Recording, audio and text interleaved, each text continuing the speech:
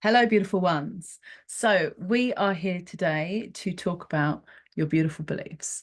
We are going to shine a light on some of those limiting beliefs that you have, and we're going to start to dismantle them.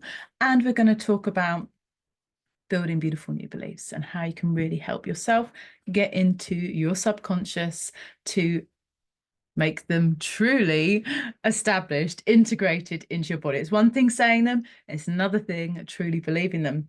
So, our limiting beliefs. We have beliefs in all aspects of our life. Now, we can talk about general beliefs, or you can focus in on an area that you're particularly working on at the moment. You could be like, I just want to feel more confident. I just want to feel determined, focused. Maybe you want to feel energized, healthy, whatever it may be. Anyway, first and foremost, whatever area you're looking at, decide what you want to feel. Then we notice the buts. What comes after I want to make lots of money, but I want to find the man of my dreams, but I want to start exercising, but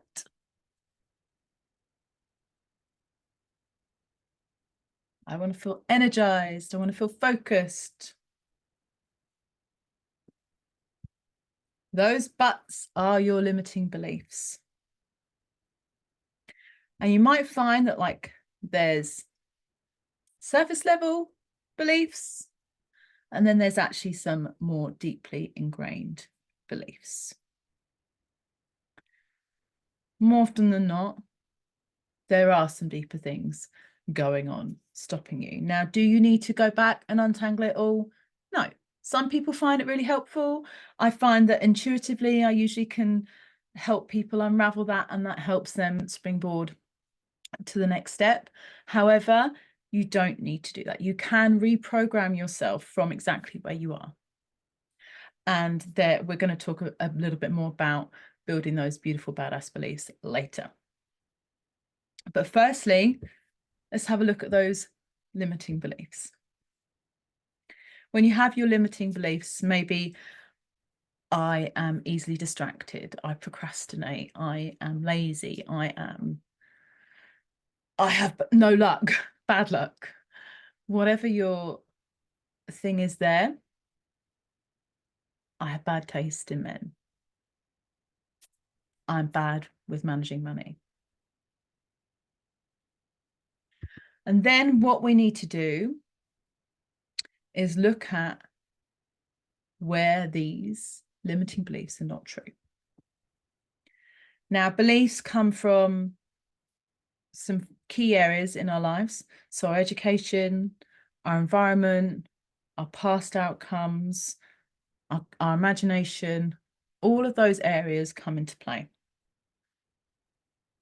To education, obviously, this varies from country to country, county to county, school to school, classroom to classroom. You could will have been influenced, should I say, from teachers, from the children in your class, all of that upbringing. I'm sure you can remember at least one key teacher that had an impact on you, whether positive or not. I hope it was positive, but I do know plenty of people that have had not so positive experiences that have stuck with them, particularly in childhood, particularly before the age of 7 years old. Our conscious mind isn't developed as such. So a lot of what we do and hear, we take in as truths. And that's not just externally, but also what we say to ourselves. So something might have happened, and as a child, we made a conclusion from that. XYZ happened, which means that I am unlovable. Yeah. Even if they're not true. That is just the conclusion that we have put into that subconscious mind without our awareness around it. our past outcomes. So again, you know, whether you're talking about relationships or business, if you've had multiple repetitions of the same outcome and come to the same conclusion, it starts to become a belief, it starts to become a fact, a truth.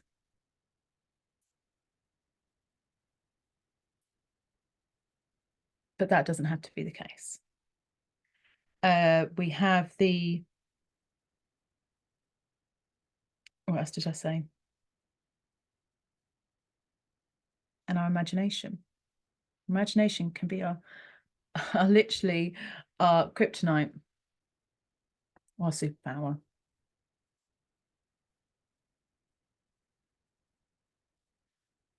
Most of the time, we use our imagination to think about past things that didn't go well, traumas, stories that are unhelpful, worst case scenarios in the future.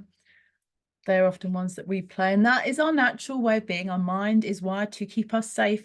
It doesn't know the outcome of change, so it likes to stick to what it knows, even if that means you're unhappy and unhealthy, etc. It knows that. It means you're alive still. And it's only when the scales tip that you want an outcome more than you want to keep that story do you start to change. Now, we don't need to get to those dire tipping points. A lot of people do wait until that point, but you don't need to be that person. It can be micro shifts, because it would have been micro shifts to get you there.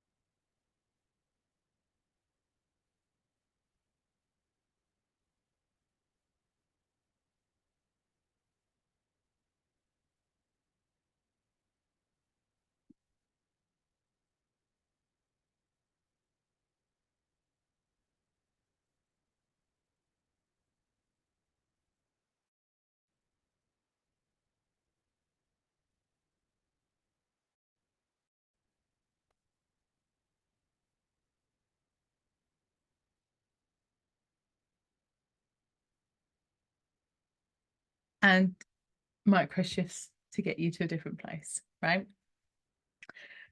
Sometimes it feels like big shifts happen overnight, but really what happens is big decisions that take you and shifts the other way. Anyway, so we can use our imagination as our superpower by helping us reprogram our mind, by thinking about different possibilities when it could work out. How could it work out for us? How could this look?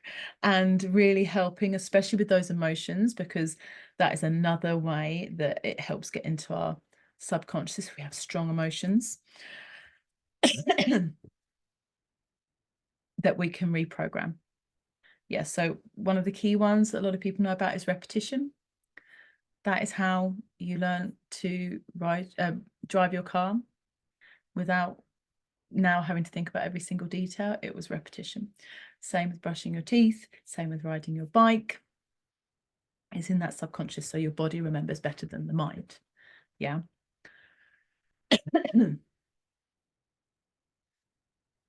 So that repetition and high emotions, and also there is a different state where you can get into that subconscious mind a bit easier, is when you're in that different brainwave state, which is like hypnosis, basically.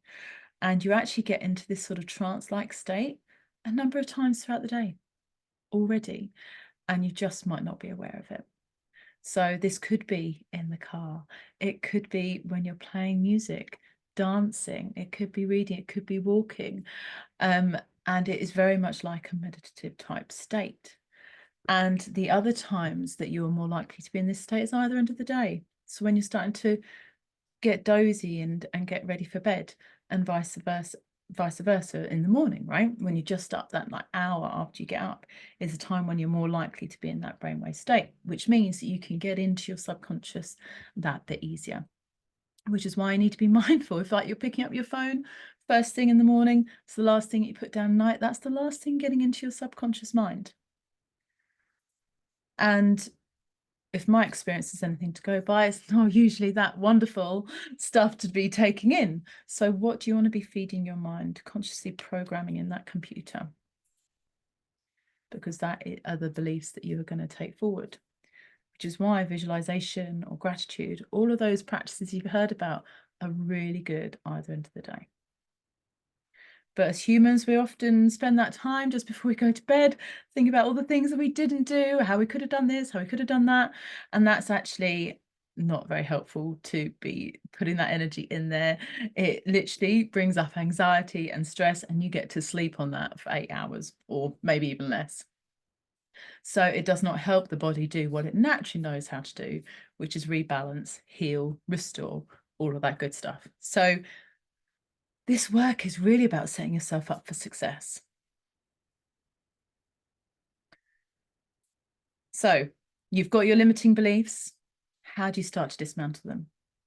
Well, you start to collate evidence, right? So you think about your belief as that tabletop, and you've got legs under the table, and your limiting belief might have lots of legs that make it nice and strong, and that's all the evidence that is compounded over time, however long. And in order to weaken that belief, think about it as smashing those legs. We start to weaken them. We start to question them. We start to go, well, where is this not true? So you might find that you're saying you're not confident, and that applies to a work setting, but actually when you're home, when you're around your friends, you are confident. When you are exercising, you do feel confident. When you're writing a letter, complaint, you do feel confident. Maybe it is, I'm easily distracted. Well, where are you focused? Where are you focused? Where can you be switched on and feeling like, yep, I'm in my game. I know what I'm talking about. Because then you can start to see it as actually maybe not just so much focus as in interest. I certainly found that my story around not being very intelligent or learning very well, being pretty below average, below average in school, was very different when I found a subject that I actually enjoyed, that I wanted to learn about. I actually did really well. So it collapsed that story. I hated running when I was younger. I actually found a love for running when I was older. Didn't see that one coming. What else? Reading. I really never wanted to read any books when I was younger. Now I've got at least 3 or 4 on at the same time. So it's really interesting to start to shift those stories, and what's going to shift it for you. So you start to dismantle that evidence, you start to question. And then you can also look in your other areas of life, as I mentioned. Build the evidence of confidence in a certain time, or beliefs in a certain time. Or maybe it's not just in yourself, but it's around you, right? And it doesn't need to be your immediate people. In fact, they are probably where you've already got a lot of your existing beliefs. One that's very appropriate this time is that I hear it a lot, that no one's got any money. Untrue. There are plenty of people struggling with money, but there are also a lot of people with a lot of money that are spending. Which story is more empowering?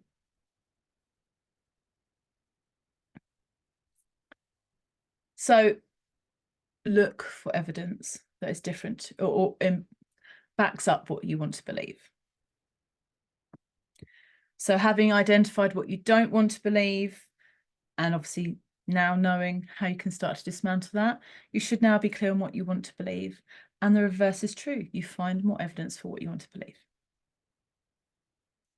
It might be that you want to find business people that don't spend hours on end working and still bringing in a good income, that have that lifestyle, that have that work-life balance that you want, that are doing their purpose work. Maybe it's around the health and nutrition. You want to find evidence that people can be happy and healthy and not just live on salads.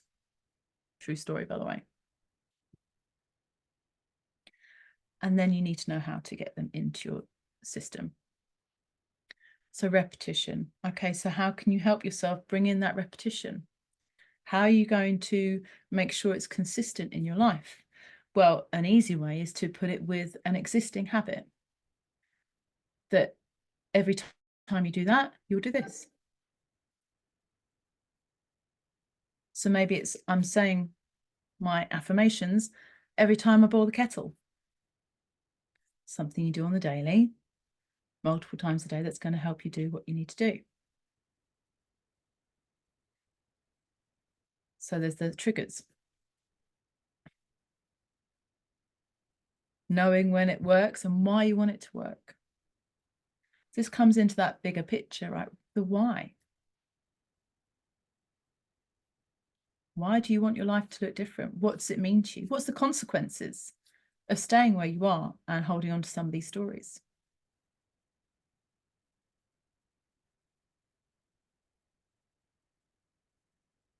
So much of this ties into how we feel about ourselves.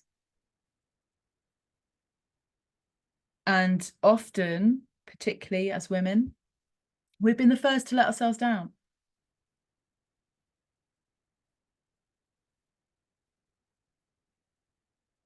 Usually to try and help other people, because that we feel that that is how it has to be.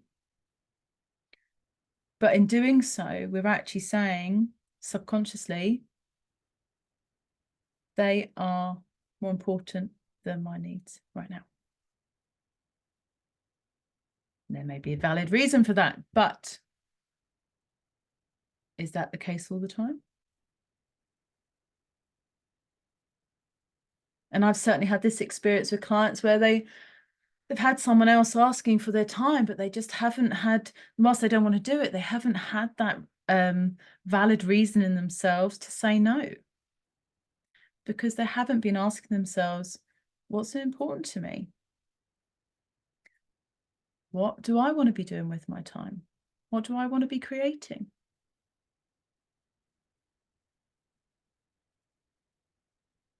And it may be that you've not asked that to this point. No, we're not beating ourselves up about where we are not. We are empowering ourselves with the belief that we can change it right now and consciously create that from now onwards. Realizing our worthiness and our deservedness right now. We're getting the knowledge, we're getting the tools, we're getting the support. Essentially, it's the coaching, the connection, the community. These are the three pillars that I believe are essential for your growth, for your health, wealth, and happiness. I believe that we can all create lives that are full of more fun, more freedom, and more fortune.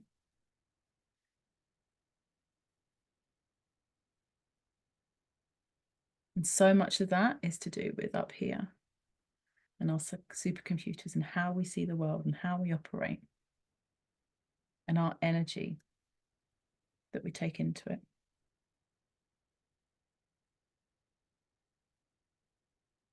What you focus on is what you see. That is essentially how you're programming your mind. Saying, this is what's important to me. Show me more. So what are you focusing on? What is important to you? And you'll probably see, well, you'll see the evidence of this in your life. Your values are what's showing up in your life right now. I might say, well, what is important to you? And you say, oh, adventure. But if you're not going on adventures now, it's not a priority for you. Not to say it couldn't be, but that will be showing up. And a lot of these tie into our security, our safety, and our acceptance. because as humans, we are wired to want to be part of a community. And leaving a community back in the day would have been a dangerous place to be. And I absolutely believe in community, but I don't believe that all communities are for you. I think you need to find your community, the community of like-minded people that get you. Yeah. It's an absolute game changer when you have that network in your life, when you have that knowledge in your life, you have that support in your life, when you can have just approach things very differently. So if that sounds like something that you want more of, then you need to stay in my world. You can book a call in the link below or send me a message and we'll connect and talk a little bit more about the power of this amazing work. And I hope that you are as excited about it as I am. Anyway, guys, I'll see you soon.